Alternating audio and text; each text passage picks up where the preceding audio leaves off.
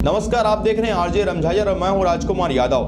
नगर पंचायत चुनाव के बाद सभी जगहों पर शपथ ग्रहण का सिलसिला चल रहा है। इसी कड़ी में गुरुवार को नगर पंचायत बिल्हा के सांस्कृतिक भवन में अध्यक्ष उपाध्यक्ष का शपथ ग्रहण समारोह संपन्न हुआ। आपको बता दें कि बिलासपुर जिले के नगर पंचायत बिल्हा में निर्दलीय जीतकर आए जमाबाई धनवाराम कोसले ने कांग्रेस का दामन थामते हुए अध्यक्ष का चुनाव जीता था, जिन्होंने गुरुवार को बिल्हा के सांस्कृतिक भवन में पदभार ग्रहण किया। इसके साथ ही उपाध्यक्ष नानक रेलवानी ने भी शपथ ग्रहण किया। इस दौरान मुख्य अतिथि के रूप में बिलासपुर महापौर रामशरण यादव, विशिष्ट अतिथि शेख नजीरुद्दीन, विशिष्ट अतिथि जिला अध्यक्ष विजय केसरवानी, कार्यवाहक शहर अध्यक्ष प्रमोद नायक, ब्लॉक अध्यक्ष विनोद दिवाकर सहित सभी पार्षद एवं नगर के गणमान्य नागरिकों के उपस्थिति में शपथ ग्रहण एवं कार्यभार कार्यक्रम संपन्न हुआ। इस कार्यक्रम की अध्यक्षता राजेंद्र शुक्ला ने किया।